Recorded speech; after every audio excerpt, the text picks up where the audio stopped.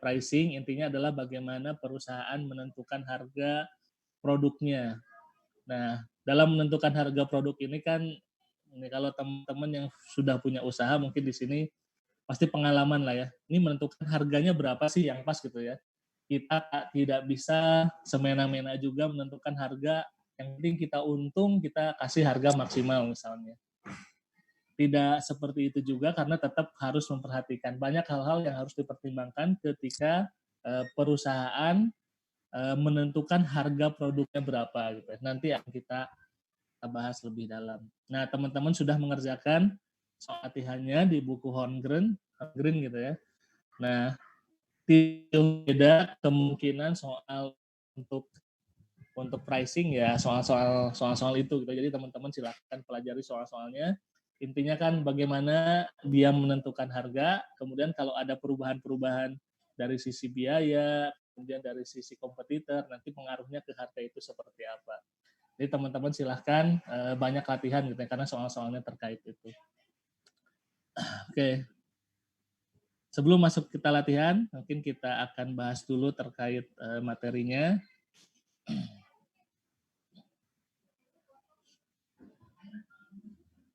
Oke. Materi pricing ini diambil dari buku Holmgren gitu ya, yang Cost Accounting Managerial Emphasis. Ini ada di chapter 13. Kalau di buku Carter kayaknya tidak spesifik, jadi teman-teman dosen lebih banyak mengambil atau sumbernya dari buku Holmgren ini. Nah.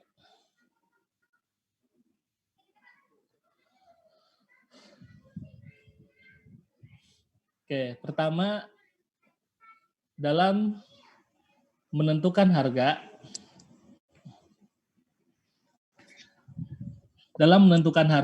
perusahaan sebetulnya banyak yang dipertimbangkan perusahaan gitu ya. Tapi ada 3 unsur utama atau 3 faktor utama yang selalu dipertimbangkan perusahaan ketika menentukan harga produknya. Customers dari sisi pelanggannya, kemudian competitors, kita lihat kompetitornya, kemudian biaya tentu saja. Biaya selalu jadi pertimbangan juga ya. Berapa biaya kita, nanti price-nya berapa. Karena kalau kita tidak mempertimbangkan biaya, ya jangan-jangan nanti kita tidak untung gitu ya. Jadi ini 3 faktor utama yang dipertimbangkan perusahaan ketika menentukan harga. Di samping masih ada faktor yang lain, tapi ini faktor utamanya. Customers jelas dia mempengaruhi harga melalui efeknya pada permintaan. Yang namanya pelanggan, ya pelanggan itu terkait dengan permintaan atas barang atau jasanya. Nah, ini sama dengan hukum harga ya. Kalau pelanggannya atau permintaannya banyak, ya harganya bisa naik atau bisa turun. Bisa naik ya. Sementara permintaannya sedikit bisa turun. Atau sebaliknya. Ya, jadi di sini hukum permintaan penawaran. Customers itu mempengaruhi dari sisi permintaan atas barang atau jasa. Nah, permintaan atas barang jasa ini akan mempengaruhi juga ke spesifikasi dan kualitas produk yang ditawarkannya. Competitors jelas, ini juga mempengaruhi penentuan harga kita. Gojek misalnya kita lihat pasti satuan per kilometernya pasti dia melihat berapa sih harga persatuan di Grab misalnya gitu ya. Kemudian apa lagi ya? Harga Toyota mobil yang satu tipe itu pasti melihat berapa harga kompetitornya. Apa teknologi yang digunakan, bagaimana kapasitas produksinya, dan bagaimana strategi kompetitornya. Dan yang ketiga, biaya. Nah, biaya mempengaruhi dari sisi penawaran. Kalau customers tadi dari sisi permintaan, nah, biaya dari sisi penawaran. Cost mempengaruhi penawaran, supply sehingga mempengaruhi harga. Nah, kalau biaya produksi turun, maka kuantitas produksi bisa naik. Kuantitas produksi naik, unit cost tambahan produk awalnya turun, akhirnya fixed cost-nya naik karena dia menambah kuantitas produksinya, menambah kapasitas produksinya dengan harapan selama definisi melebihi. Tiga faktor ini dari customer, segi pelanggan kita, berapa sih harga yang bisa diterima oleh kita. Kompetitor jelas melihat kompetitor kita untuk barang-barang punya keleluasan lebih dalam menentukan harga karena harganya ditentukan oleh pasar gitu ya. Jadi informasi cost-nya digunakan untuk apakah kita kuantitas produksinya banyak atau sedikit karena harganya sudah ditentukan oleh pasar. Kalau pada pasar persaingan sempurna. Kalau pada pasar kurang kompetitif, contohnya telepon genggam, laptop, komputer, di mana penyedia-penyedia barangnya hanya itu-itu saja, nggak banyak gitu ya. Beda sama pasar persaingan sempurna. Telepon genggam misalnya kalau nggak Samsung, OVO, Vivo sekarang ya itu-itu saja. Nah, pada pasar kurang kompetitif seperti ini, produk bisa dibedakan berdasarkan spesifikasi dan kualitasnya atau terdiferensiasi. Ketiga faktor mempengaruhi harga. Nah, ini customer, kompetitor, dan cost itu mempengaruhi harga yang akan ditawarkan oleh perusahaan pada pasar yang kurang kompetitif. Nah, biasanya kalau gini yang pemainnya sedikit ya, harga kompetitor itu pasti dilihat. Harga HP sejenis untuk Oppo, untuk Vivo, untuk Samsung misalnya, itu pasti melihat berapa sih harganya, kemudian produk yang ditawarkan seperti apa. Nah, untuk jenis pasar yang seperti ini, maka ketiga faktor tadi, customer, cost, dan competitors, nah itu akan mempengaruhi harga. Nah, sementara pada pasar yang lebih tidak kompetitif lagi, ini hanya ada sedikit sekali yang bermain di sini. Contohnya software. Ya, software kan kalau laptop misalnya hanya ada Microsoft, apalagi gitu ya, saingannya hanya ada beberapa. Nah, faktor kunci yang mempengaruhi harga adalah kemauan untuk membayar customers willingness to pay berdasarkan nilai produk menurut customer. Nah, jadi faktor kunci yang mempengaruhi penentuan harga untuk produk-produk yang bergerak di pasar yang sangat tidak kompetitif, biasanya perusahaan itu hanya melihat berapa sih daya beli masyarakat kita gitu. Dia tidak melihat harga kompetitor karena kompetitornya sangat sedikit. Dia tidak terlalu dia mempertimbangkan cost-nya juga, tapi dalam menentukan harga pasar yang paling utama dia lihat adalah berapa kemampuan customers untuk membayar. Nah, untuk perusahaan yang monopolistik yang hanya ada satu, misalnya perusahaan listrik kalau di kita ya PLN, kemudian gas misalnya, perusahaan bebas menetapkan harga tinggi. Nah, kalau ini harganya benar-benar ditentukan oleh perusahaan. Namun ada batas, semakin mahal harga produk, permintaan semakin berkurang karena pelanggan akan mencari produk substitusi atau berhenti mengkonsumsi produk tersebut. Nah, kalau yang monopolistik seperti ini ya perusahaan punya kuasa lebih untuk menentukan harga berapa yang menguntungkan dia. Yang dia lihat ya mungkin kira-kira customers mampu membayarnya apa tidak. Nah, untungnya di negara kita atau di berbagai negara monopolistik ini kan dicegah gitu ya agar tidak terjadi, karena kalau tidak dicegah ya ini si perusahaan akan semena-mena, mentang-mentang hanya dia penyedianya, hanya dia sendiri dan dia bebas untuk menetapkan harganya. Nah, di kita yang monopolistik ini kebanyakan, bukan kebanyakan ya memang BUMN yang menguasai atau produk-produk yang vital seperti minyak, gas, dan PLN tadi contohnya. Dan itu penentuan harganya tidak ditentukan oleh perusahaan, tapi ditentukan oleh peraturan pemerintah ya, walaupun bekerja sama dengan perusahaan. Intinya kalau perusahaan monopolistik yang bergerak di pasar monopolistik ini harus dibatasi, karena kalau tidak dibatasi nanti perusahaan akan menetapkan harga sendiri. Nah, dari keempat jenis pasar ini, tadi untuk pasar persaingan sempurna, ini benar-benar pasar yang menentukan.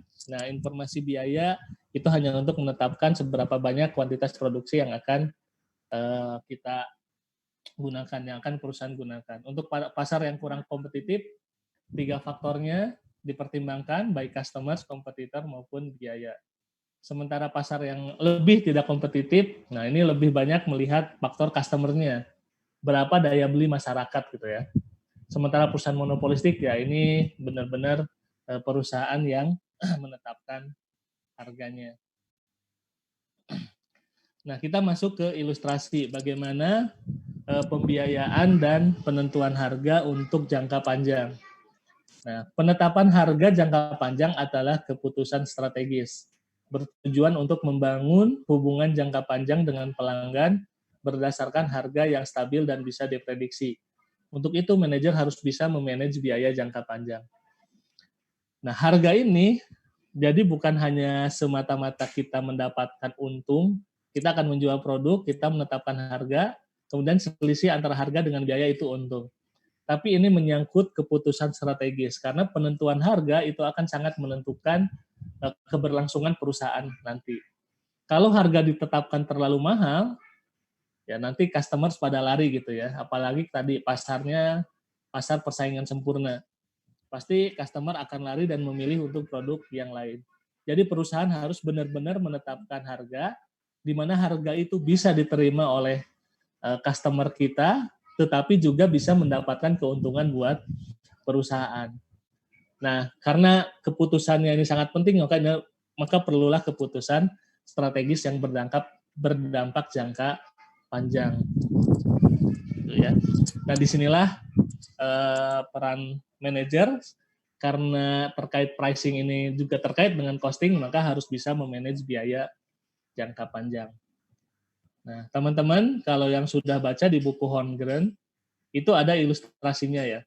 Ini ilustrasi ini untuk contoh kasusnya. Di sini Astel Computers, jadi perusahaan komputer Astel membuat dua macam produk. Pertama server dengan mereknya Deskpoint, kemudian personal computer PC dengan mereknya ProValue.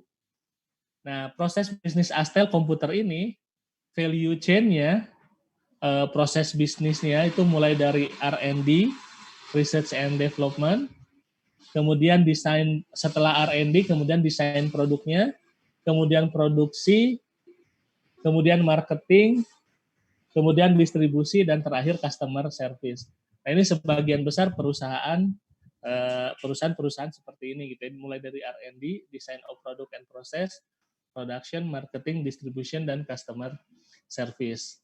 Nah, proses penentuan harga dalam jangka panjang ini harus mempertimbangkan keenam proses bisnis atau keenam fungsi proses bisnis ini. Jadi bukan lihat cost-nya kemudian berapa price-nya, tapi harus melihat juga berapa biaya-biaya di keseluruhan value chain yang digunakan. Nanti kita akan bahas di belakang gitu ya. Menghitung biaya produksi untuk penetapan harga jangka panjang.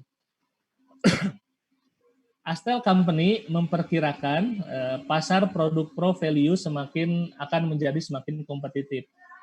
Astel harus menetapkan harga Pro Value. Tadi ya, Pro Value di sini kan barangnya berupa personal computer. Kemudian manajer mengawali dengan mereview data tahun sebelumnya.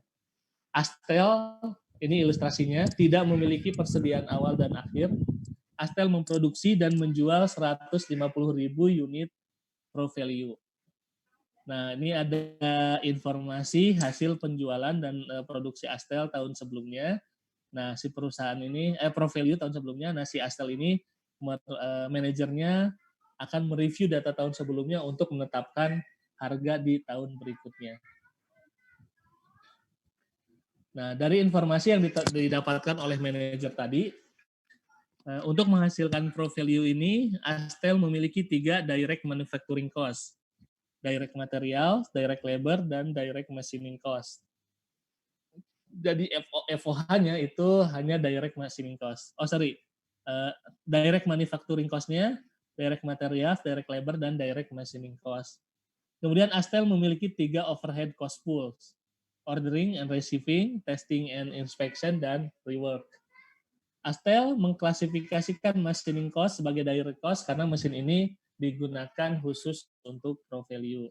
Jadi overhead berupa machining cost ini dia masuk ke direct cost, sementara overhead yang lain itu digabungkan di 3 cost pool. ordering and receiving, testing and inspection, dan reward. Astel menggunakan harga jangka panjang. Tadi harganya ini harga jangka panjang, bukan harga jangka pendek. Kemudian manajer Astel mendapatkan informasi direct material cost bervariasi sesuai kuantitas unit pro value yang diproduksi. Jadi bervariasi ini karena variable cost gitu ya, karena direct cost tadi. Kemudian direct labor cost juga bervariasi sesuai kuantitas direct labor hour.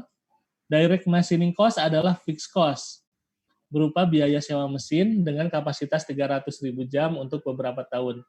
Tiap unit pro value memerlukan 2 jam mesin. Nah, tadi karena yang diproduksi 150.000, maka jam mesinnya 2 jam per unitnya memerlukan 2 jam mesin, maka totalnya 2 kali 150.000, 300.000 jam.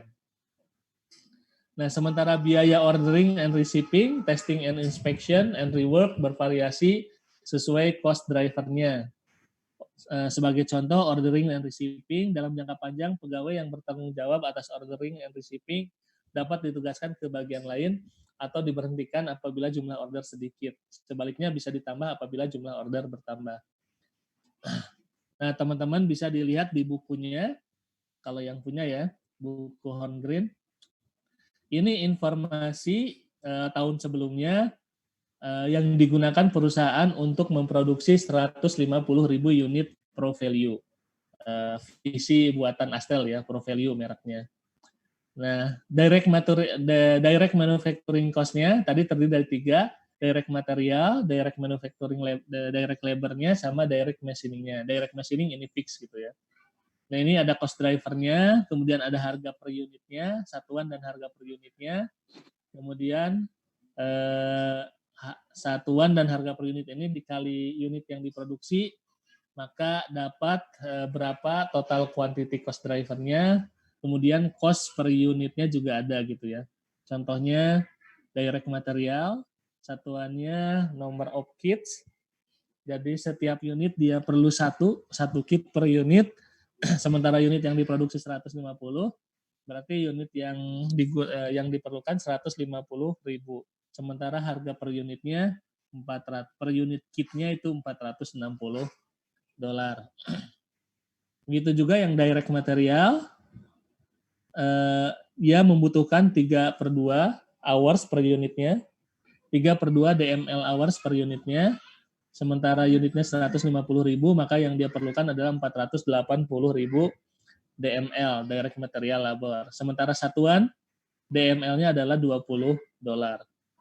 Sementara direct machining ini fix, nilainya tadi 300.000 per unit, harga per unitnya 38.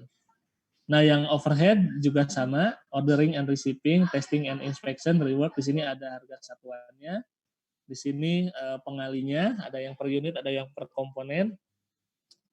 Kemudian sini total kuantitinya dan ini cost per unitnya. Di sini ada 8% defect rate, jadi barang yang gagal gitu ya, 8% kali 150.000 unit, ada 12.000 defective unit. Nah, reward-nya atas 12.000 ini. Kemudian ini satuan biayanya. Ini informasi yang diterima atau yang diperoleh manajer tadi untuk memproduksi 150.000 unit pro value di tahun sebelumnya. Nah, data-data inilah yang akan kita gunakan untuk membuat berapa harga di tahun berikutnya dengan beberapa penyesuaian. Nanti kita lihat. Nah, teman-teman bisa lihat di exhibit 13.2, berdasarkan data yang disampaikan tadi, maka bisa disusun berapa total manufacturing cost untuk menghasilkan 150.000 unit pro value. Pertama, direct material cost. Tadi yang dibutuhkan 150.000 kits dikali harga satuannya 460, maka dapat 69 juta. Nah, 69 juta ini kemudian dibagi cost per unitnya, maka dapat 460. Yang direct labor juga begitu, biayanya berarti direct labor yang dibutuhkan dikali harga per unitnya, per unit satuannya, maka dapat 9.600. Maka harga per unitnya dibagi 150.000 per unit adalah 64. begitu juga keseluruhannya, maka didapat total manufacturing cost untuk memproduksi 150.000 unit pro value adalah 102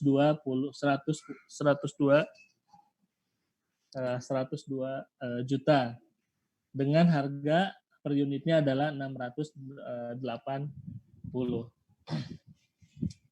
Nah, pertanyaannya apakah total manufacturing cost ini bisa digunakan untuk sebagai pertimbangan untuk menentukan harga. Ingat tadi harga yang ditetapkan oleh Astel adalah yang biaya-biaya ini kan hanya biaya untuk memproduksi barangnya. Padahal selain biaya-biaya ini ada biaya lain yang harus ditutup dari penjualan kita, yang harus termasuk dalam price produk kita. Nah, inilah yang disebut menetapkan harga jangka panjang. Jadi harganya itu dalam perspektif jangka panjang. Caranya adalah hitung seluruh biaya produksi dan biaya non-produksi pro value dengan mengalokasikan biaya pada semua fungsi pada value chain-nya. Nah, yang di atas tadi ini adalah biaya produksinya. Jadi biaya produksinya di sini kan 102 juta dan 620 satuannya. Tapi ini hanya untuk biaya produksi. Untuk menetapkan harga jangka panjang, kita juga harus mempertimbangkan biaya non produksinya, sehingga kita bisa dapat price yang tepat seperti apa. Biaya non produksi ini harus bisa kita alokasikan dari biaya-biaya yang digunakan di semua fungsi pada value chain-nya.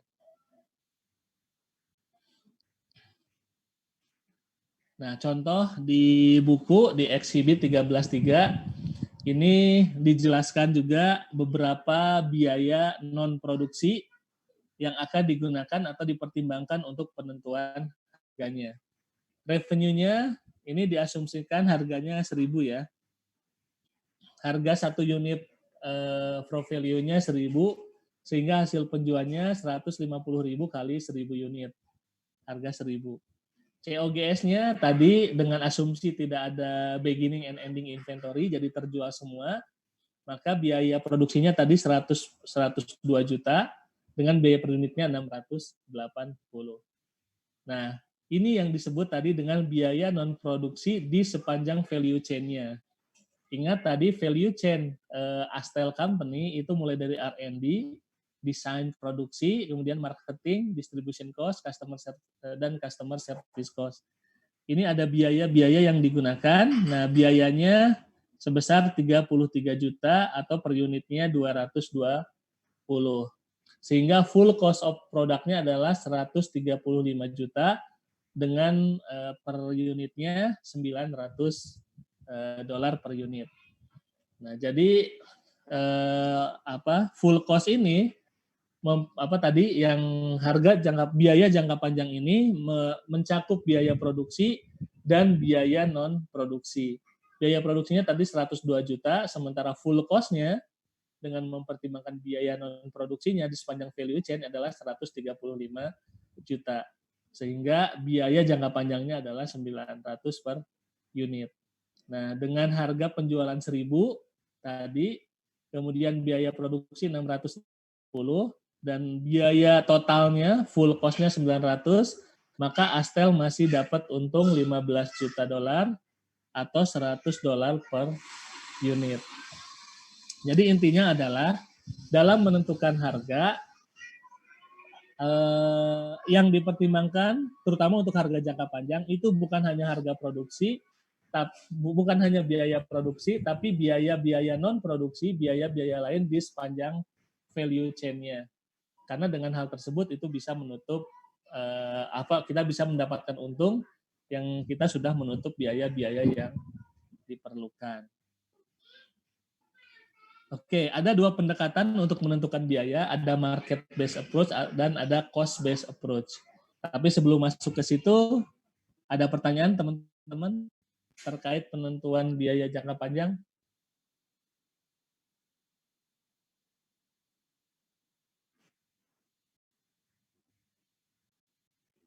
Ada pertanyaan? Pak, saya mau nanya, Pak. Ya, silakan Salsa. Pak boleh kembali ke yang, nah iya, Ya, itu ini. kan operating cost ini kan given ya Pak dari soal. Nah, maksud number for operating cost line item are assumed without supporting calculation itu apa ya Pak? Supporting calculation itu apa ya maksudnya Pak? Mana yang? Yang ini Pak, yang 18 Oh, 18. Oke. Ya, ini maksudnya asumsi. Jadi nilai-nilainya asumsi. Tapi kalau kenyataannya kan harus dihitung gitu ya. Berapa R&D cost yang dihabiskan sebenarnya. Berapa design cost of product and process. Berapa marketing and administration cost.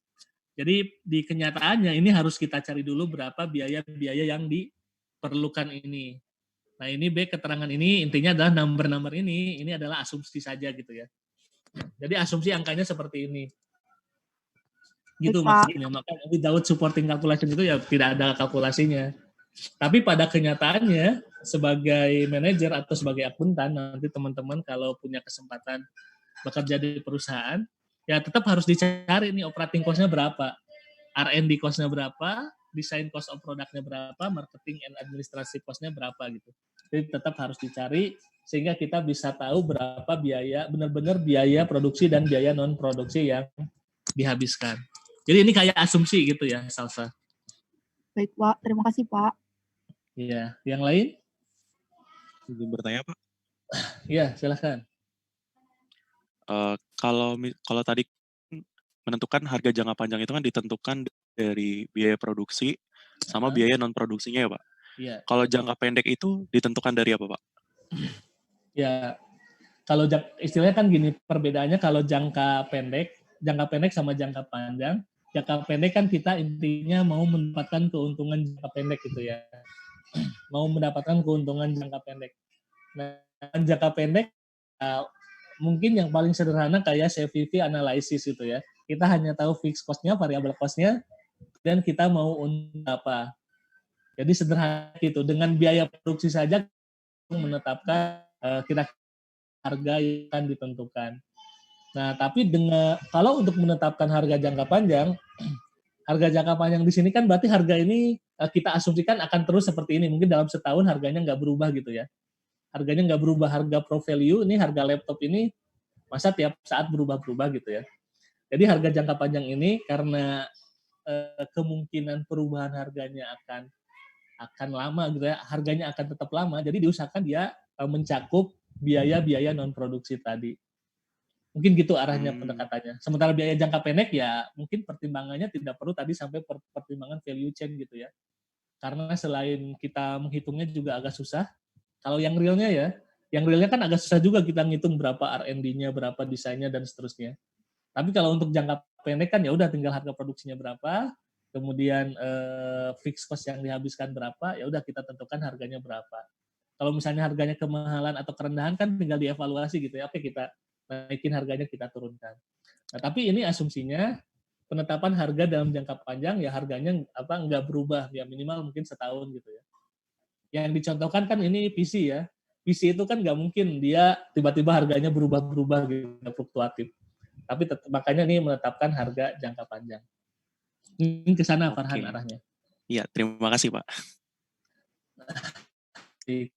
Oke, nah teman-teman dalam penetapan harga jangka panjang ini ada dua pendekatan, market based approach atau cost based approach. Oke, nah karena waktu Zoom sementara hanya tinggal 2 menit, teman-teman pelajari dulu ya apa perbedaan market based approach, caranya seperti apa, cost based approach caranya seperti apa. Oke, silakan pelajari dulu nanti kita diskusikan di Zoom berikutnya. Oke, makasih ya. Kita lanjut berikutnya. Silakan pelajari dulu nanti diskusikan. Baik Pak, terima kasih Pak. Ya. Terima kasih Pak.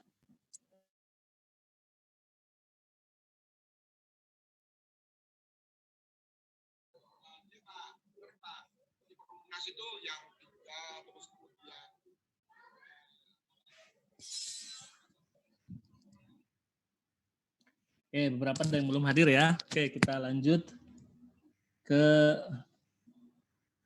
market based approach atau cost based approach. Nah, teman-teman sudah baca nih. Boleh ada yang share dulu kali? apa sih market based approach dan cost based approach, apa bedanya, kemudian aplikasinya seperti apa. Ayo silahkan yang mau sharing.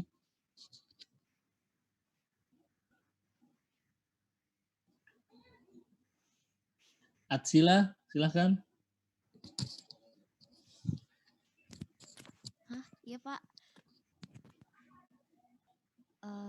Kalau menurut saya market based approach itu jadi kita menentukan harga berdasarkan berapa sih harga barang itu di pasaran, baru kita sesuaikan cost kita. Kita bisa menekan cost kita sehingga kita dari harga yang sesuai di pasaran itu kita bisa menekan cost kita supaya kita mendapatkan margin sesuai yang ditentukan oleh perusahaan. Kalau misalkan pakai cost based approach itu berarti kita nentuin dulu cost dari produksi perusahaan kita berapa, kita tambahkan dengan margin yang diinginkan oleh perusahaan, itulah harga yang akan kita jual di pasaran. Gitu, Pak. Contohnya gimana? Kalau perhitungannya gimana misalnya? Yang market based approach deh. Kalau misalkan harga air mineral di pasaran itu 3.500. Nah, terus berarti misal perusahaan menginginkan marginnya itu 20%, berarti kan 20%-nya berarti Rp700. Nah, kita harus menekan cost kita supaya cost kita itu sebesar 3.500 dikurangi margin yang kita inginkan hanya sebesar 2.800. Jadi kita mengambilnya itu starting point-nya dari harga di pasaran. Kalau misalkan cost based approach, kita itu cari dulu harga di pasaran itu cost yang kita butuhkan untuk memproduksi satu botol air mineral itu berapa menurut perusahaan kita, ditambah margin yang kita inginkan. Itulah harga yang akan kita jual di pasaran. Gitu, Pak. Oke, makasih Atsila ya. Kalau untuk market based approach, misalnya ya, harga sudah ditentukan di pasar tadi 3.500 gitu ya. Nah, kemudian setelah dihitung-hitung dengan margin yang kita inginkan, katakanlah cost-nya itu 2.500. Tetapi cost real kita 3.000. Ini apa yang harus dilakukan? Paham nggak pertanyaannya, Atsila? Pak. Ya. Gimana Pak? Mohon maaf. Ya, tadi market based approach kan. Nah, market based approach nih ya. Harga pasarnya tadi satu produk minuman katakanlah 3.500. Iya Pak. Oke. Nah, kemudian margin yang kita inginkan itu tadi katakanlah bukan persentase ya, langsung aja 1.500 katakanlah ya. Iya Pak. Margin per unitnya. Sehingga kan biayanya 2.000. Iya. Nah, padahal biaya real kita itu 2.500. Iya. Nah, apa yang harus dilakukan perusahaan kalau menggunakan market based approach? Harus menekan harganya sampai 2.000, Pak.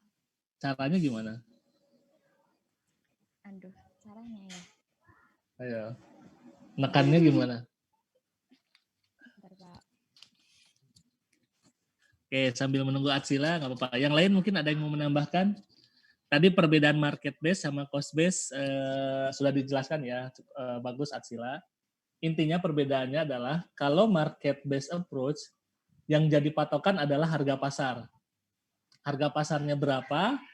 Nah, dari harga pasar itu kemudian turun ke berapa biaya per produknya. Jadi dari harga pasar margin kita berapa, kemudian cost-nya harus berapa. Nah, tadi permasalahan adalah muncul ketika cost yang berdasarkan harga pasar ini berbeda dengan cost yang real di kita gitu ya. Misalnya tadi cost yang menurut harga pasar tadi 2.000, padahal realnya di kita biayanya 2.500. Apa yang harus dilakukan? Itu di konteksnya market based. Nah, sementara kalau cost based approach yaitu yang biasa aja kita lakukan gitu ya. Cost kita realnya berapa, kemudian kita nyari margin berapa, keuntungan berapa. Kemudian itulah harga kita. Jadi harganya itu berdasarkan biaya yang kita gunakan, yang kita habiskan, kemudian ditambah margin tertentu. Itu cost base. Tapi kalau market base, price-nya dulu yang ditetapkan, yang disebut dengan target pricing ya, target pricing. Nah, dari target pricing itu nanti ada target cost. Jadi dengan target price itu nanti ada target cost. Nah, yang jadi masalah adalah ketika target cost-nya itu beda dengan cost yang benar-benar kita habiskan. Nah, tadi Atsila menyampaikan dalam market based approach, kalau ternyata target cost-nya lebih rendah dibandingkan biaya real kita, itu apa yang harus dilakukan? Caranya dengan menekan biaya di kita gitu ya, agar sesuai dengan target cost-nya. Nah, caranya seperti apa? Atsila udah tahu jawabannya? Mungkin kita harus pisahin dulu Pak, mana biaya-biaya yang menambah harga produk dan mana biaya-biaya yang tidak menambah harga produk. Artinya kalau misalkan dia menambah harga produk, ketika biaya itu ditekan berarti dia akan mempengaruhi kualitas produk kita. Nah, kalau misalkan biaya itu yang ditekan kan berarti kualitas produk kita berkurang, dia juga potensi untuk menurunkan penjualan perusahaan. Kalau misalkan kita terus ada, nah yang kedua itu ada non value added apa sih ya, pokoknya yang biaya yang tidak menambah nilai perusahaan. Nah, biaya-biaya yang non value added itu yang bisa kita tekan supaya cost yang dikeluarkan perusahaan itu sesuai sama yang seharusnya gitu, sehingga kita tetap mendapatkan margin yang sama gitu Pak. Itu masuknya ke value engineering gitu. Ya, sip. Makasih Atsila. Yang lain teman-teman ada yang mau menambahkan? Pak. Ada yang mau menambahkan? Teman yang lain mungkin? Oke, kalau tidak ada, betul ya, tadi disampaikan Atsila, kalau ada perbedaan antara target cost kita dengan cost yang benar-benar kita habiskan, maka perusahaan akan mengusahakan agar cost-nya kita itu sesuai dengan target cost-nya. Caranya seperti apa? Tadi disampaikan Atsila, yaitu dengan melakukan value engineering. Intinya adalah kita menekan biaya di sepanjang value chain perusahaan. Tadi di R&D ada yang bisa kita kurangi enggak? Kemudian di desain ada kita kurangi enggak? Termasuk di produksinya ada yang bisa kita kurangi atau tidak? Menguranginya seperti apa? Nah, itu tadi disampaikan Atsila, kita harus memisahkan mana aktivitas-aktivitas yang memiliki nilai tambah, value added activities namanya, dan mana aktivitas-aktivitas yang tidak memberikan nilai tambah atau kurang memberikan nilai tambah. Jadi sepanjang value chain itu mana yang tidak bermanfaat lah, aktivitasnya mana yang bisa ditekan, mana yang tidak bisa ditekan. Yang bernilai tambah yang tidak bisa ditekan itu betul tadi itu yang mempengaruhi kualitas produk gitu ya. Jadi itu nggak bisa dikurangi. Nah, nanti yang dikurangi adalah biaya-biaya yang tidak memberi nilai tambah. Nanti kita akan bahas di belakang. Nah, jadi penggunaan market based approach dan cost based approach atau salah satunya gitu ya, itu umumnya digunakan untuk perusahaan yang beroperasi pada less competitive market. Jadi market yang tidak kompetitif. Menawarkan produk atau jasa yang berbeda daripada pesaingnya. Contoh produk mobil, komputer, laptop, telepon, genggam, jasa konsultasi manajemen, dan jasa hukum. Nah, untuk produk-produk seperti ini, itu bisa menggunakan market based approach atau cost based approach. Nah, pendekatan cost based ini lebih mudah karena informasi biaya lebih mudah diperoleh. Tadi ya, biaya internal kita kan udah ketahuan nih berapa biayanya. Selanjutnya baru mempertimbangkan pelanggan dan kompetitor dalam rangka kita untuk mendapatkan marginnya. Berapa persen kita mau ngambil keuntungan dari biaya yang kita habiskan. Nah, ketika menentukan berapa marginnya, di sini kita perlu mempertimbangkan customer dan kompetitor kita. Sementara pendekatan market base lebih dahulu mempertimbangkan pelanggan dan kompetitor kita. Jadi yang dipertimbangkan pertama adalah pelanggan dan kompetitor kita. Ini berapa harga pelanggan, berapa harga yang diinginkan oleh berapa harga kompetitor, kemudian berapa harga yang diinginkan oleh pelanggan. Nah, dari situ ketahuan target price-nya. Oh, inilah price yang diinginkan oleh pasar, sederhananya gitu. Nah, dari price yang diinginkan oleh pasar itu baru kita ngecek berapa biayanya. Gitu ya. Jadi ada dua perbedaan di sini. Kedua pendekatan mempertimbangkan biaya pelanggan dan kompetitor, hanya berbeda titik awalnya. Misalnya kontraktor bangunan. Awalnya dia menetapkan harga sebesar cost plus profit. Nah, ini yang cost base ya.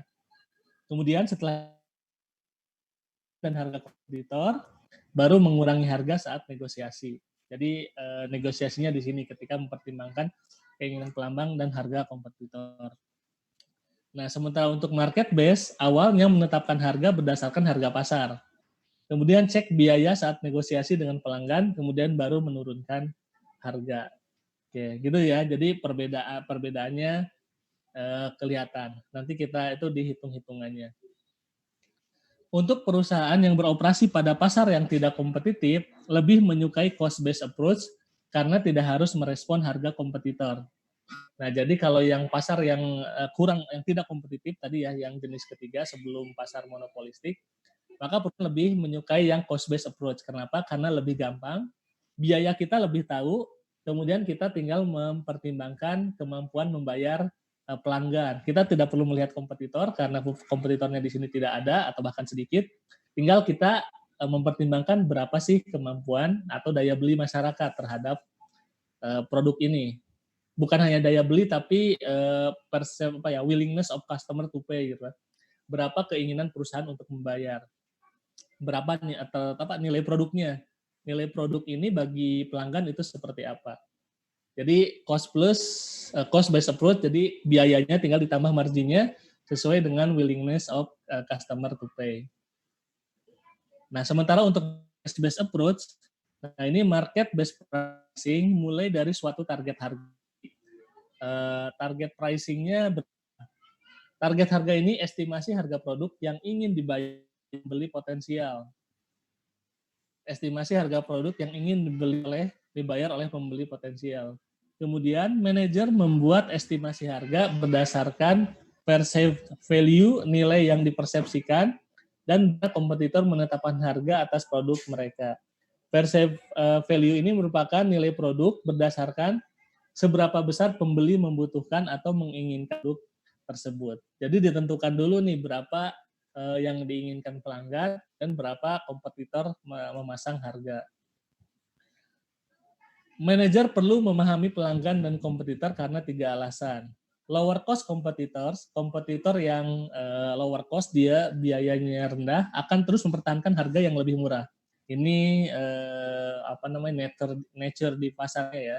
Kemudian produk memiliki umur lebih pendek sehingga waktu untuk memulihkan kondisi akibat kesalahan penetapan harga, kehilangan pangsa pasar dan rugi operasi jadi lebih pendek.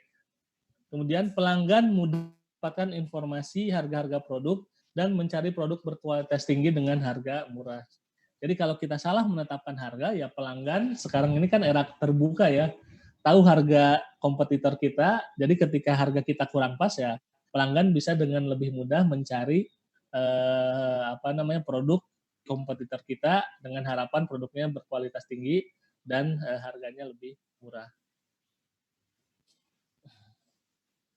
Memahami customer perceived value. Nah, bagian marketing mengidentifikasi kebutuhan pelanggan dan persepsi mereka terhadap nilai produk. Perusahaan melakukan riset pasar terhadap keinginan pelanggan dan harga yang ingin mereka bayar. Jadi untuk mendapatkan harga tadi yang market based, ya di bagian marketingnya dia pengen selalu mensurvei, kan banyak ya survei-survei apa yang diinginkan pelanggan, apa yang kurang misalnya. Termasuk dia juga lihat kompetitor perkembangannya seperti apa. Nah, ini bagian dari menentukan harga. Memahami customer perceived value, kemudian analisis kompetitor tadi ya, untuk mengukur bagaimana kompetitor bereaksi terhadap prospective price, harga yang akan ditetapkan. Manajer harus memahami teknologi, produk, biaya, dan kondisi keuangan kompetitor. Caranya, bertanya kepada pelanggan, penyedia, dan pegawai kompetitor, atau melakukan reverse engineer, membongkar produk kompetitor untuk mengetahui desain, material, dan teknologi yang digunakan. Nah, ini sering yang dilakukan oleh negara Cina ya sekarang ya, negara Tiongkok. Jadi dia membeli produk yang luar yang bagus, kemudian dia preteli melihat desainnya seperti apa, materialnya apa saja, teknologi yang digunakan seperti apa, kemudian dia memproduksi barang baru yang sejenis gitu ya, dengan harga yang jauh lebih murah. Nah, makanya kan banyak barang-barang Cina, barang-barang KW, baik yang KW super atau KW biasa saja, itu merupakan hasil dari reverse engineer. Jadi dia beli barang yang bagus dari luar, kemudian dia bongkar, kemudian dia bikin baru berdasarkan barang yang dari luar tersebut.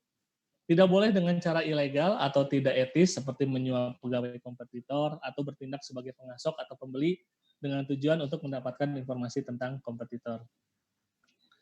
Nah, setelah memahami pelanggan, perceived value-nya pelanggan, kemudian menganalisis kompetitor. Nah, ini bagaimana perusahaan mengimplementasikan market-based approach untuk menetapkan target pricing dan target costing-nya. Nah, kita lihat, kita gunakan Pro Value untuk ilustrasi. Pertama, mengembangkan produk yang memuaskan kebutuhan pelanggan potensial. Manajer retail menggunakan feedback pelanggan dan informasi produk kompetitor untuk menetapkan fitur dan memodifikasi desain Pro Value. Kemudian melakukan riset pasar, menghendaki produk tanpa fitur ekstra, namun dapat diandalkan dengan harga lebih murah. Jadi setelah marketingnya melakukan riset pasar, ternyata pelanggan menginginkan produk, tidak perlu ada fitur yang aneh-aneh, yang penting bisa diandalkan dan harganya lebih murah gitu ya. Selain tadi analisis kompetitor. Nah, dari sini kemudian Pro Value si Astel ini kemudian dia mengembangkan produk Pro Value memperbarui gitu ya. Bagaimana produk Pro Value ini bisa memuaskan kebutuhan pelanggan potensial. Nah, setelah produk Pro Value-nya sendiri dia terdiferensiasi, memiliki kelebihan, kemudian menetapkan target price. Manajer Astel nih ya, memperkirakan kompetitor akan menurunkan harga personal komputer menjadi 850. Nah, jadi dia sudah menganalisis ternyata kompetitor kemungkinan akan menurunkan harga PC-nya yang sejenis itu seharga 850.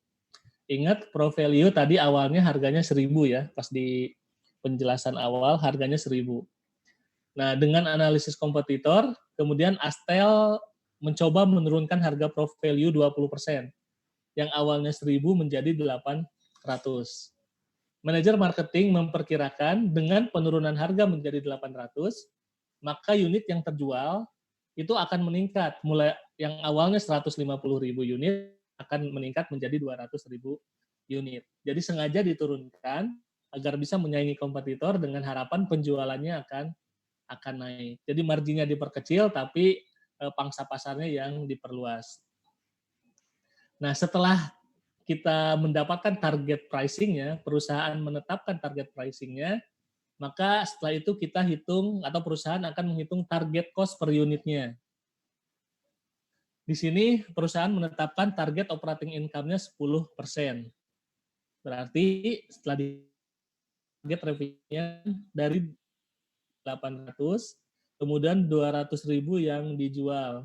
Berarti target revenue-nya sebesar 160 juta. Kemudian total target operating income-nya, karena kita berharap operating income-nya 10%, maka target operating income-nya 16 juta. Nah, dari 16 juta ini berarti total target operating income per unitnya tinggal dibagi 200, maka $80.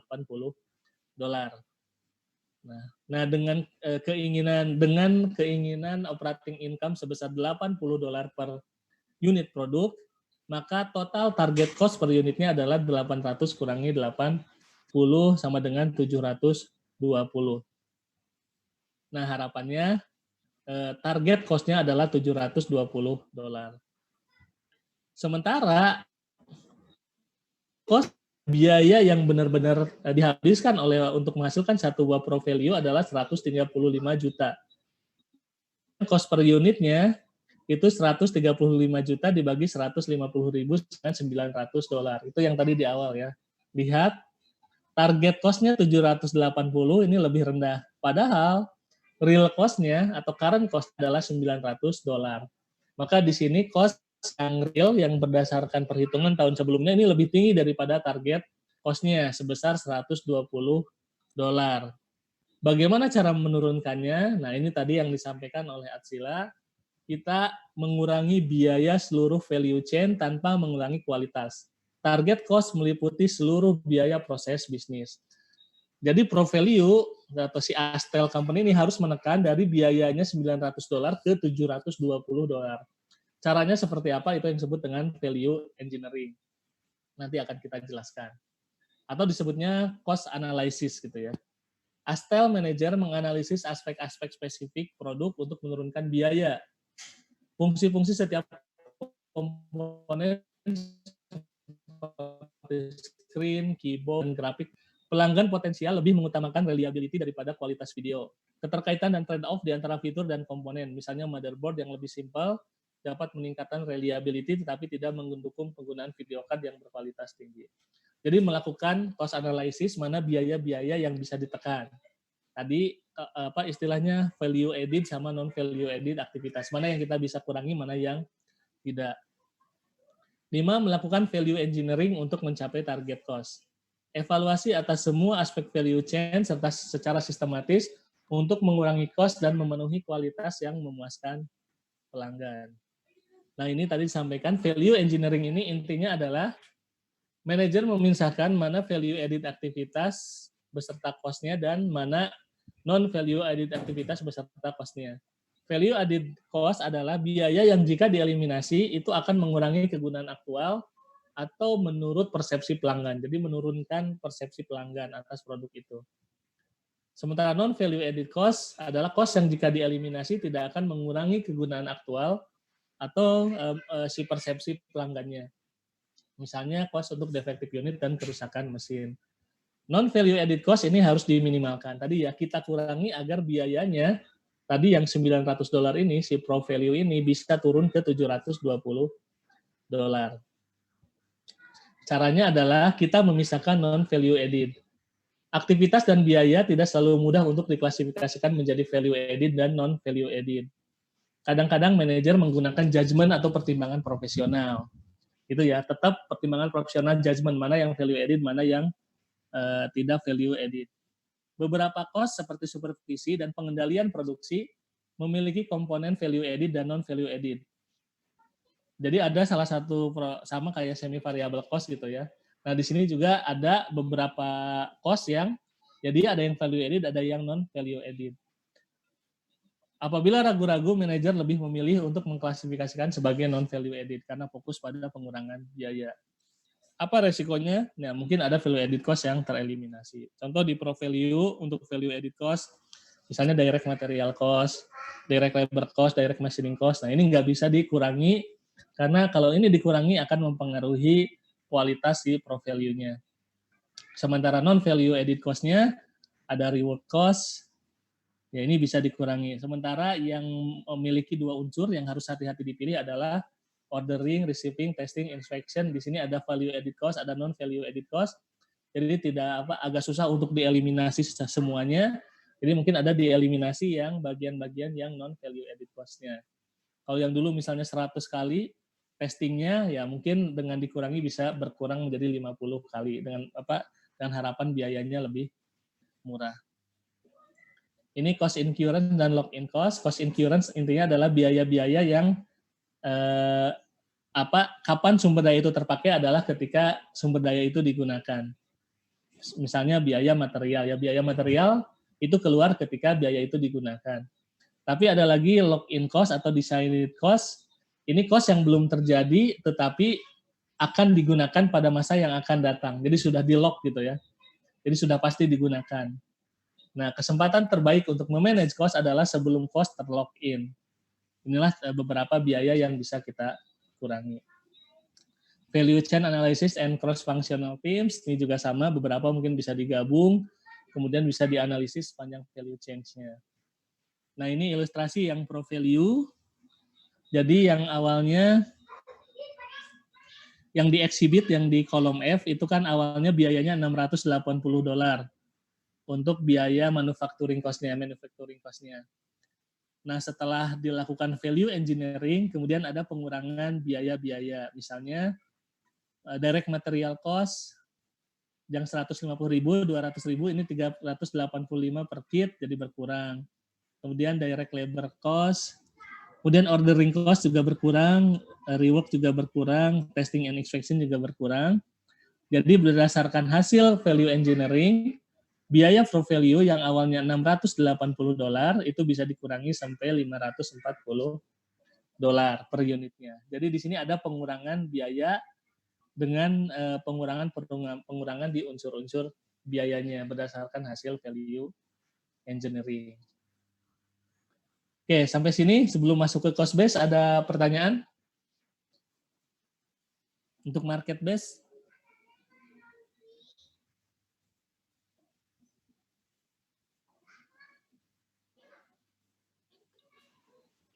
Pak, saya izin bertanya. Ya, silakan.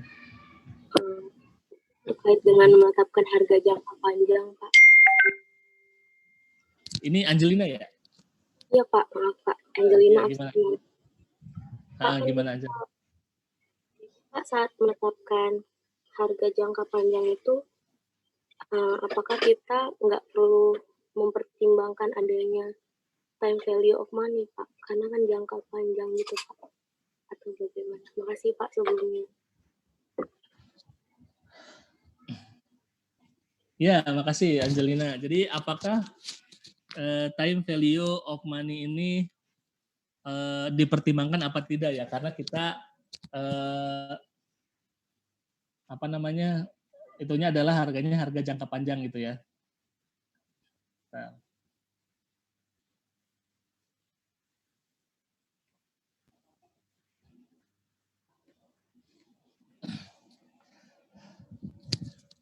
Ya, makasih Angelina pertanyaannya. Apakah kita perlu mempertimbangkan time value of money? Kalau di buku ini dan di beberapa penjelasan charter, di sini asumsinya tidak digunakan terlebih dahulu ya. Tidak digunakan terlebih dahulu karena mungkin di sini jangka panjangnya adalah setahun gitu ya, setahun atau 2 tahun. Setahun lah mungkin di sini. Nah, time value of money kalau memang kalau memang jangka panjang mungkin perusahaan akan mempertimbangkan gitu ya, termasuk untuk biaya direct materialnya, siapa tahu gitu bisa menggunakan time value of money masa depannya seperti apa, untuk kedepannya harganya ketika ditarik ke sekarang itu berapa gitu ya. Tapi untuk kasus ini atau di mata pelajaran ini untuk sementara tidak digunakan Angelina. Jadi time value of money untuk di sini agak diabaikan terlebih dahulu. Baik, Pak. Terima kasih, Pak. Oke, terima kasih Angelina. Ada yang lain? Oke, kita lanjutkan dulu ya. Kalau tadi market based approach, dia menetapkan dulu target pricing-nya, berapa harganya dengan mempertimbangkan hasil analisis kompetitor, berapa harga kompetitor dan perceived value-nya pelanggan kita gitu ya, sehingga kita dapat menentukan harganya. Dari target pricing ini kemudian kita target berapa margin yang kita inginkan, kemudian dapat target cost-nya, kemudian tinggal dibandingkan dengan current cost kita. Kalau current cost kita lebih tinggi ya berarti harus ditekan agar sesuai dengan target cost-nya. Cara menekannya yaitu tadi value engineering dengan mengurangi biaya-biaya yang sifatnya non value added. Nah, sekarang yang cost based approach ini sederhana dan sering kita ya sudah familiar lah dengan kita. Tadi disampaikan Atsila juga, intinya adalah ini tinggal menambahkan berapa persentase margin yang kita inginkan, margin operating income yang kita inginkan dari current cost kita, dari biaya yang kita habiskan. Atau sederhananya di sini cost plus pricing gitu ya. Formula penetapan harganya bahwa price sama dengan cost kita ditambah markup. Jadi disebutnya cost plus pricing. Jadi tinggal menambahkan markup kita.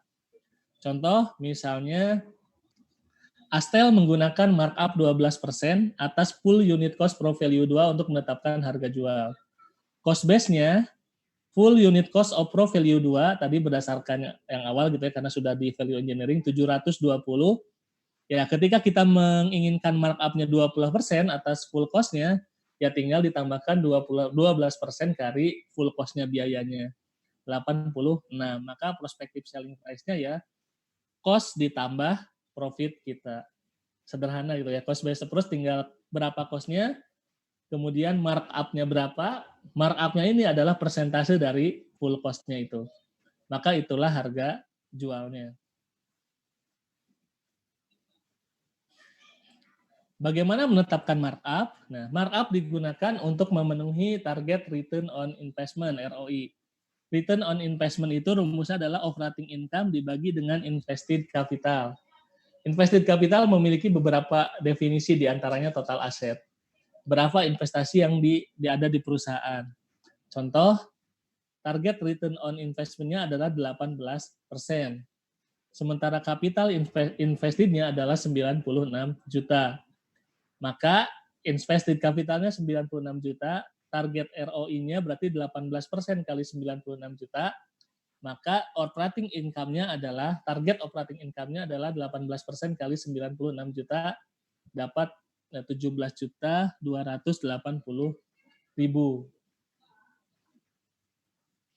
Mana? Total operating income per unitnya adalah 86.40. Jadi 17.280.000 ini kemudian dibagi unitnya, unit yang dijualnya tadi 200 ya. Tadi 200.000 unit, berarti target operating income per unitnya 86.40.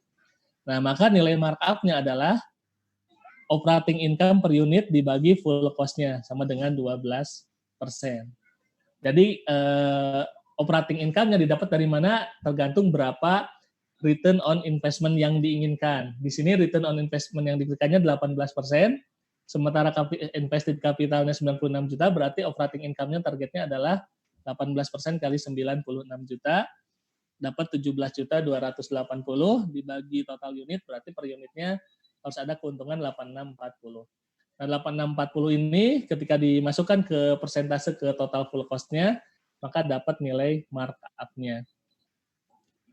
Nah, cost plus method ini beberapa alternatifnya, ada markup berdasarkan full cost, ada yang markup berdasarkan variable manufacturing cost, variable cost of the product, atau markup manufacturing cost. Tapi yang umum digunakan adalah dia berdasarkan full cost-nya. Jadi bukan manufacturing cost-nya. Jadi beberapa alternatif cost plus method ini, ada cost plus, cost-nya yang digunakan bisa dari variable manufacturing cost, dari variable cost of the product, atau dari manufacturing cost. Tapi umumnya yang digunakan adalah dari full cost of product. Nah, full cost umum digunakan sebagai cost base karena full cost recovery of all cost of the product. Karena full cost itu mencakup semua biaya untuk menghasilkan produk. Kemudian ada price stability, ada stabilitas harga, karena yang digunakan kan full cost-nya ya. Kemudian simplicity, lebih memudahkan dalam perhitungannya.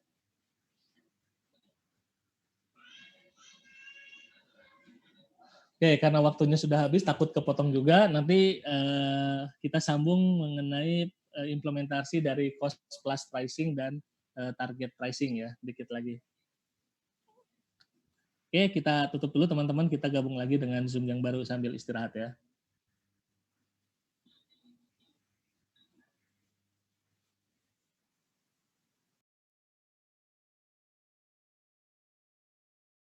Base dan cost base gitu ya. Kalau market base tadi istilah yang identik dengan target pricing gitu ya. Kita menentukan harga yang ditargetkan, sementara cost base itu cost plus pricing gitu ya. Jadi cost plus marginnya. Nah, bagaimana implementasinya adalah implementasi cost plus pricing dan target pricing. Harga yang dihitung menggunakan cost plus pricing ini merupakan harga prospektif. Harga prospektif ya, jadi kita lagi merancang harga untuk kedepannya. Misalnya desain awal Pro Value 2, tadi setelah value engineering, itu menghasilkan full cost $750. Nah, kalau kita asumsikan kita mau mendapatkan markup 12%, maka harga prospektif Pro Value 2 adalah 840. Jadi 112% dikali 750 ya. Jadi 750 ditambah 12% markup-nya. Nah, pada pasar personal komputer yang kompetitif, reaksi pelanggan dan kompetitor mungkin memaksa Astel untuk mengurangi markup dan menurunkan harga menjadi 800. Tadi harganya kan 840, nah sementara di pasaran itu harganya sekitar 820, 810. Nah, mau tidak mau si Astel ini harus mengurangi harganya. Karena kalau tidak, karena ini pasarnya relatif kompetitif, maka dia akan kalah gitu ya. Maka perusahaan ini, produk Pro Value ini tidak akan terjual. Makanya pasar memaksa harganya turun menjadi 800. Nah, karena harganya dipaksa turun menjadi 800, maka Astel mungkin ingin mendesain ulang Pro Value 2 untuk mengurangi full cost-nya menjadi 720 per unit, agar tetap mendapat markup mendekati 12%. Nah, karena price-nya diturunkan, maka Pro Value 2 ini mau tidak mau juga kalau kita tetap markup-nya pengen 12%, ya biayanya, cost-nya yang harus diturunkan menjadi target cost gitu ya, sesuai dengan target pricing-nya. Desain akhir dan cost plus price harus menyeimbangkan antara cost, markup, dan reaksi pelanggan. Nah, di sini ada proses bolak-balik dari prospective price, cek reaksi pelanggan, desain ulang produk, kemudian kirim prospective price lagi, dan seterusnya sampai dapat harga keseimbangannya. Nah, ini implementasi untuk cost plus pricing. Nah, sementara target pricing, tadi yang market base, ini mengurangi proses bolak-balik tersebut, tadi yang di cost plus gitu ya. Langkah-langkahnya, tentukan spesifikasi produk dan target harga berdasarkan preferensi pelanggan dan ekspektasi respon kompetitor. Kemudian hitung target cost-nya. Tadilah yang market base ya. Hitung target cost-nya. Penyedia produk atau jasa spesifik seperti akuntan dan konsultan manajemen biasanya menggunakan cost plus pricing. Perusahaan jasa seperti jasa perbaikan rumah dan bengkel mobil menggunakan cost plus price yang disebut time and materials method. Harga ditetapkan sebesar material cost plus markup plus direct labor cost plus markup. Nah, ini contoh implementasi di bengkel ya. Jadi markup-nya itu dari material cost, kemudian direct labor cost-nya juga markup. Jadi beda di antara dua unsur biaya ini. Nah, itu secara garis besar teman-teman, tadi penentuan harga jangka panjang, kemudian perbedaan cost base sama market base di pricing. Nah, terakhir mungkin terkait faktor-faktor non biaya yang akan mempengaruhi keputusan price gitu ya. Nah, kalau ini teman-teman sudah nggak asing lagi ya, di generasi milenial ini ada beberapa praktek penentuan harga yang di luar faktor cost. Pertama, price discrimination, jadi diskriminasi harga. Penetapan harga yang berbeda untuk produk atau jasa yang sama dengan memanfaatkan elastisitas permintaan. Contoh, tiket pesawat pergi pulang Boston San Francisco $450 apabila penumpang menginap di San Francisco sampai dengan Sabtu malam. Harga tiket $1.000 apabila penumpang tidak menginap di San Francisco sampai dengan Sabtu malam. Latar belakang, penumpang yang tidak menginap sampai dengan Sabtu malam adalah bisnismen yang traveling cost-nya ditanggung perusahaan. Ini kurang peduli dengan harga karena harganya ditanggung perusahaan. Sementara penumpang yang menginap sampai dengan Sabtu malam adalah wisatawan yang traveling cost-nya ditanggung sendiri. Sangat peduli dengan harga. Nah, ini contoh ya, banyak di kita price discrimination. Misalnya di KAI, di PT Kereta, kalau ada teman-teman yang saya nggak tahu ya apa jurusan lain. Nah, kalau saya ada tuh kan kereta api dari stasiun Bandung ke Surabaya, itu Bandung Surabaya, itu harganya biasanya dibagi dua tuh, ada Bandung Jogja, ada Bandung Surabaya. Katakanlah Bandung Jogja harganya 400.000 gitu ya. Bandung Jogja. Jadi kalau harga normalnya kalau saya ke Tasik ya, Bandung Tasik itu nanti kalau bayar ya harganya sama dengan harga Bandung Jogja. Itu di harga normalnya. Tapi kalau kita pesen 2 jam sebelum keberangkatan kereta api, nah harga Bandung Tasik ini harganya berkurang gitu ya. Harganya berkurang jauh. Jadi Bandung Tasik yang harga normal dipesan sebelum 2 jam, maksudnya 2 jam ke atas gitu ya, sama harga 2 jam. Itu berbeda, harganya lebih murah. Karena pertimbangannya sama gitu ya. Kalau yang pesen yang jauh-jauh hari, ya berarti dia terencana gitu ya, berangkatnya terencana, dan harga, dia nggak peduli dengan harganya. Tapi kalau yang berangkatnya mepet-mepet ke keberangkatan, nah itu yang memang dia mencari harga yang murah gitu ya. Jadi di sini ada perbedaan harga. Tentu saja untuk memenuhi penumpang juga gitu ya. Nah, jadi perusahaan ini beberapa hal, ini di luar faktor biaya, ini benar-benar diskriminasi harga, melihat melihat tren, melihat behavior dari penumpangnya. Misalnya kalau ini pesawat kan behavior dari penumpangnya. Jadi ada diskriminasi harga di sini. Kemudian faktor non-cost lain yang biasa digunakan dalam keputusan pricing adalah peak load pricing. Nah, ini jelas ya. Jadi dia menetapkan harga mahal kalau permintaannya naik atau produk jasanya tinggal sedikit lagi. Ya contoh kalau Lebaran ini harga-harga tiket mahal gitu ya. Jadi di Kemudian harga weekend itu berbeda dengan harga weekdays, baik hotel maupun pesawat gitulah. Nah, ini adalah salah satu non faktor dalam penentuan harga. Harga hotel-hotel kalau weekend mahal-mahal banget gitu ya, walaupun mungkin cost-nya sangat jauh dari situ, tapi karena permintaannya sangat tinggi ketika weekend. Kemudian international pricing, ini harga jual produk atau jasa berbeda-beda antar negara, disesuaikan dengan daya beli masyarakat masing-masing. Nah, ini perbedaan harga di berbagai negara. Ini juga lazim dipraktekkan di samping atau di luar pertimbangan biaya.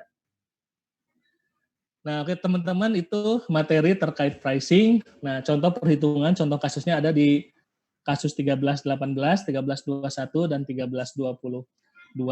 Intinya lebih banyak ke cost base dan market base gitu ya, bagaimana perhitungannya. 1318, 1321 sampai 1322. Oke, karena waktu kita mungkin tinggal 15 menit, kita bahas satu aja ya yang 1322. Siapa nih? Laili ya yang mengerjakan ya?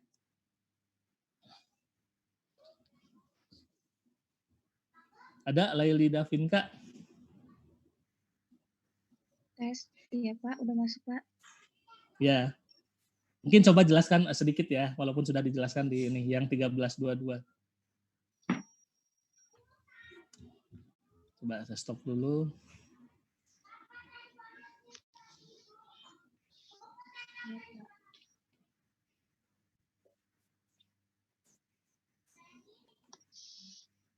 Yang ini ya?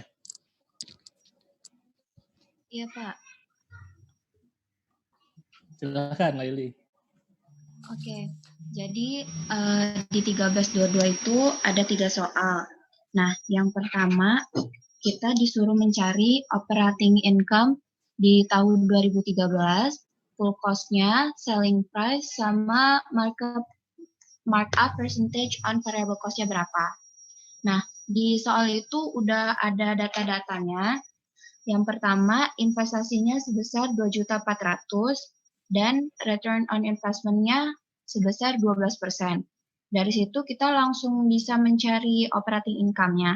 Operating income kan dicari dengan cara mengalihkan investment dan return on investment. Jadi 12% dikali 2.400.000 hasilnya $288.000.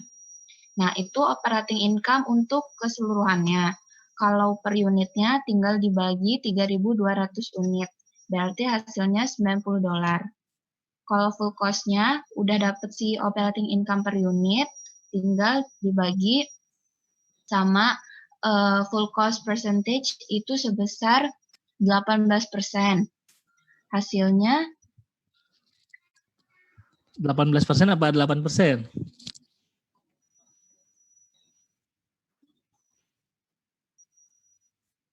cek, halo Pak. Ya, Sampai mana Pak, Mas?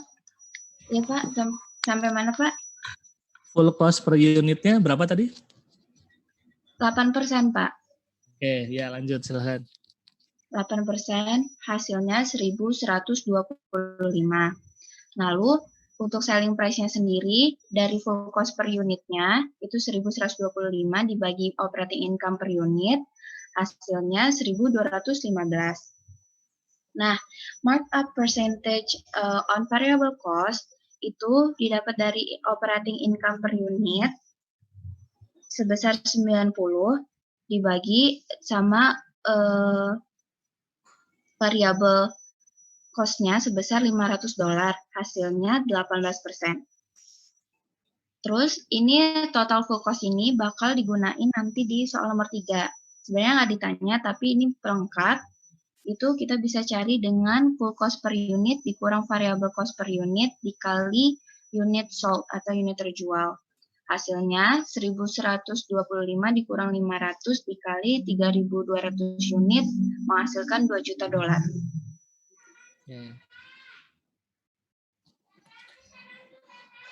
Lanjut untuk soal nomor 2.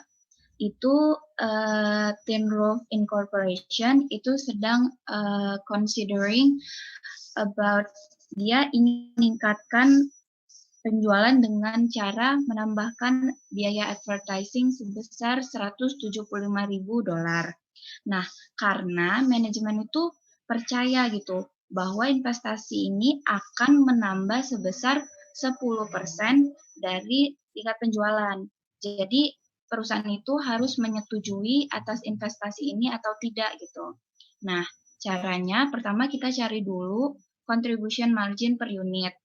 Itu didapat dari jumlah selling price dikurangin sama variabelnya itu 1.215 dikurang 500 hasilnya $715. Lalu increase in sales atau peningkatan dari penjualan itu kan manajemen percaya bahwa ada peningkatan sebesar 10%. Makanya 10% dari 3.200 unit sebesar 320 unit. Lalu kita lihat nih, increase in contribution margin. Itu dicari dari contribution margin per unit tadi dikali increase in sales, berarti 715 dikali 320 unit, hasilnya $228.800. Dikurangin sama advertising cost yang dibayarkan tadi sebesar 175.000. Berarti advertising cost-nya itu ketutup. Nah, dari advertising cost ini bakalan ada peningkatan operating income sebesar 53.800.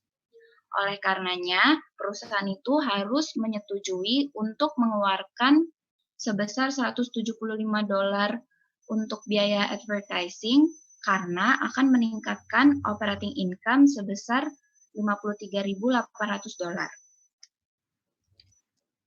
Nah, untuk yang soal ketiga itu di tahun 2014 Tinroth Incorporation itu meyakini kalau misalkan barang yang terjual itu hanya 2.900.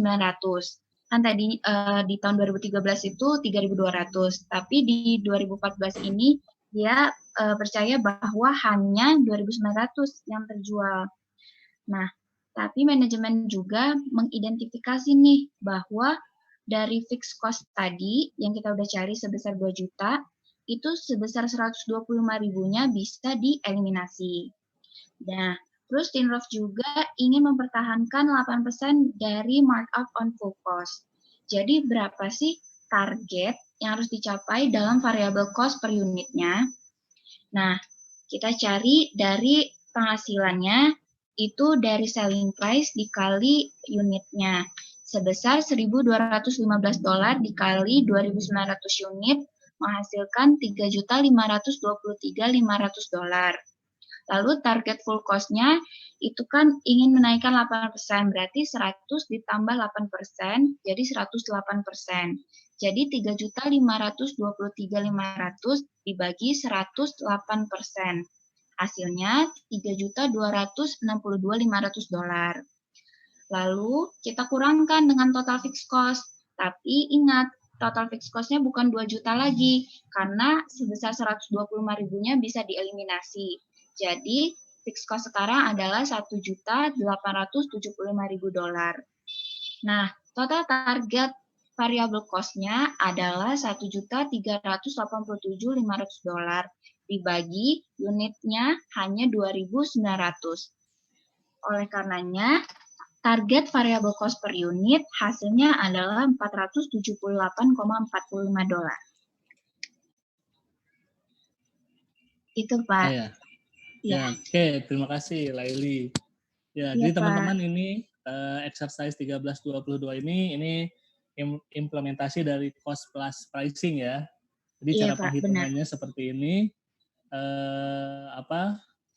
Cost plus atau markup-nya itu diambil dari ROI-nya ya. ROI-nya di sini kan 12% dari investment 2.400.000, maka dia markup-nya 228.000. Nah, nilai persentase markup-nya tinggal dimasukkan ke cost plus-nya. Ke cost plus di sini dapat nilai markup-nya $90. Nah, $90 ini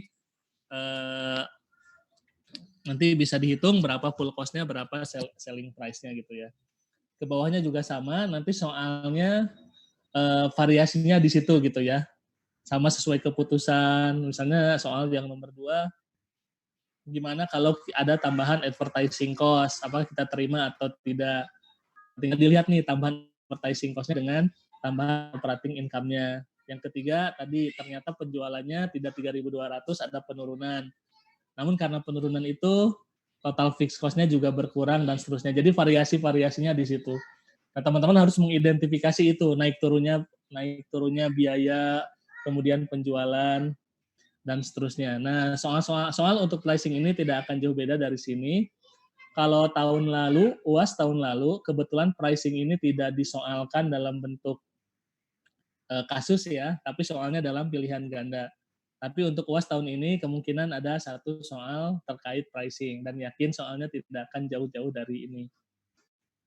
Bentar, nanti coba kita lihat soal yang kemarin. Kalau sisa soal yang lainnya silakan dibuka yang penjelasan Isnawati ya. Isnawati sama Jose juga sangat bagus penjelasannya, cuma ada beberapa istilah mungkin yang perlu dikoreksi, tapi perhitungannya sudah betul ya. Silakan dilihat di sana. Bentar.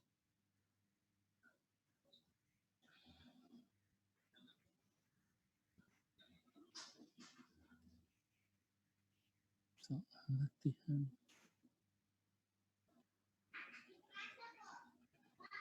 Ya, ini tidak akan jauh dari sini. Yang 13-18 sama, intinya berapa operating income-nya.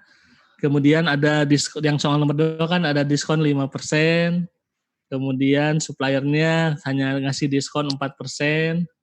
Kemudian cost yang lainnya sama gitu. Kemudian operating income-nya gimana nih, bertambah apa berkurang. Nomor 3-nya juga begitu. Ada pengurangan biaya, untuk shipping, ada untuk receiving and storage itu ada pengurangan, kemudian berapa sekarang operating income-nya dan seterusnya. Termasuk yang nomor 21, ini yang terkait dengan hotel kan, berapa harga yang harus dicas selama per satu malam, kemudian berapa nilai markup per percentage-nya, kemudian kalau ada penurunan, number room net-nya, dan seterusnya gitu ya. Jadi intinya soal-soalnya seperti ini. Nah, teman-teman harus teliti mengidentifikasi tadi berapa harganya, kemudian fixed cost-nya, variable cost-nya, kemudian nilai markup-nya, investasinya, dan seterusnya. Jadi teman-teman teliti di sini karena soalnya tidak akan jauh dari sini. Ini sama kayak kemarin linear programming, ini logika gitu ya, jadi teman-teman juga harus kuat dalam memahami nanti pertanyaan soalnya. Tapi yakinlah tidak akan jauh dari sini. Kemudian latihan-latihan di buku Horngren juga ya UASnya saya yakin tidak akan jauh-jauh dari situ. Oke, sampai sini untuk pricing dan sekaligus juga materi terakhir untuk akuntansi biaya 2. Nah, minggu depan kita coba review sedikit mulai dari tengah semester yang pertama ya terkait semi variable cost. Kemudian sampai pricing kita ulang sedikit lagi konsep besarnya. Kemudian kita akan bahas soal tahun lalu kali ya. Jadi mungkin PR-nya teman-teman silakan kerjakan soal UAS tahun lalu, kemudian nanti dikumpulkan. Kemudian saya ada 2 soal tadinya buat dikuiskan untuk pricing, tapi kayaknya karena waktunya nggak sempat, nanti saya akan kasihkan juga. Silakan kumpulkan, tapi waktunya juga bebas, silakan kapan saja untuk latihan gitu ya. Tapi yang untuk PR tetap adalah soal UAS tahun lalu, dikumpulkan nanti pertemuan depan ketika review kita akan bahas. Oke, sampai sini ada pertanyaan?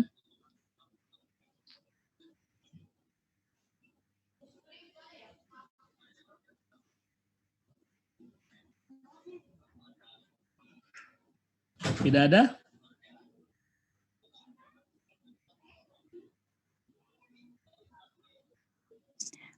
Izin bertanya, Pak. Silakan, siapa nih? Novi absen 25, iya Pak. Silakan Novi. Silakan Novi. Iya Pak. Jadi kan pricing ini kan tujuannya untuk menentukan harga untuk jangka panjang ya Pak. Ya, nah, betul. Di soal 1321 yang dikerjain Jose di GCR kemarin, Bapaknya tuh menyatakan bahwa sebaiknya menggunakan direct costing. Nah, seperti yang kita pelajari kalau direct costing itu kan digunakan untuk menganalisis biaya dalam jangka pendek ya Pak? Ya, betul. Nah, bagaimana hal itu bisa digunakan untuk menentukan harga jual di jangka panjang ya Pak? Terima kasih Pak. Oke, makasih Novi penjelasannya. Sebenarnya direct costing ini untuk memisahkan antara variable costing dengan fixed cost-nya gitu ya, biar lebih clear saja gitu ya. Tapi direct costing ini analisis jangka pendek itu kan analisis jangka pendek yang kemarin tuh CVV analysis, kemudian linear programming juga. Tapi di sini ya memang jangka panjangnya itu karena terkait dengan penentuan harga yang tidak akan berubah ke depan. Nah, adapun kenapa di situ kita sampaikan lebih ke direct costing-nya untuk memperlihatkan karena di pricing ini lebih banyak ke contribution margin-nya. Yang dilihat itu di contribution margin-nya. Makanya nanti akan lebih mudah untuk kita menganalisis apabila kita bisa membedakan variable cost dengan fixed cost-nya. Jadi untuk memudahkan analisis saja, Novi.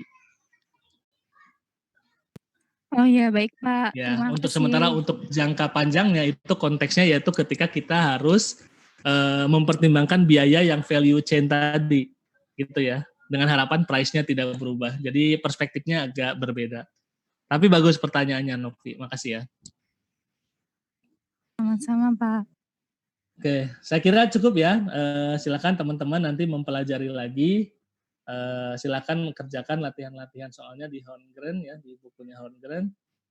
Sekali lagi saya yakin untuk UAS kasus tidak akan jauh dari sini. Sudah jam 10, saya kira mungkin kita akhiri kuliah pagi ini. Sekali lagi tugasnya untuk pertemuan ke depan untuk review yaitu soal UAS tahun lalu gitu ya. Sama ada mungkin 2 soal terkait pricing ini untuk latihan. Itu saja, mungkin kita tutupnya di Zoom ya untuk kuliah hari ini. Saya serahkan ke ketua kelas untuk memimpin doa dan menutup. Silakan Satria. Baik, terima kasih Pak Arief. Ayo kita sama-sama berjuang di cost accounting ini. Kita tadi seperti Pak Arief katakan, kita kerjakan latihan UAS tahun lalu untuk meningkatkan persiapan kita. Nanti tinggal kita lihat saja di GCR. Oke, berdoa menurut cara agama masing, berdoa mulai.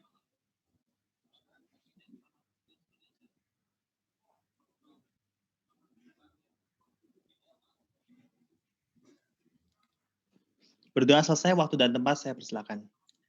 Amin. Baik, terima kasih Satria, teman-teman semuanya. Kita akhiri kuliah ini. Terima kasih atas perhatiannya dan mohon maaf atas segala kekurangannya. Jangan lupa tetap sehat semua ya dan tetap semangat. Insya Allah kita ketemu di pertemuan berikutnya. Terima kasih. Assalamualaikum warahmatullahi wabarakatuh. Waalaikumsalam warahmatullahi wabarakatuh. Terima kasih Pak. Sama-sama ya. Kita tutup ya. Oke. Terima kasih Pak Arief. Makasih semuanya. Yuk.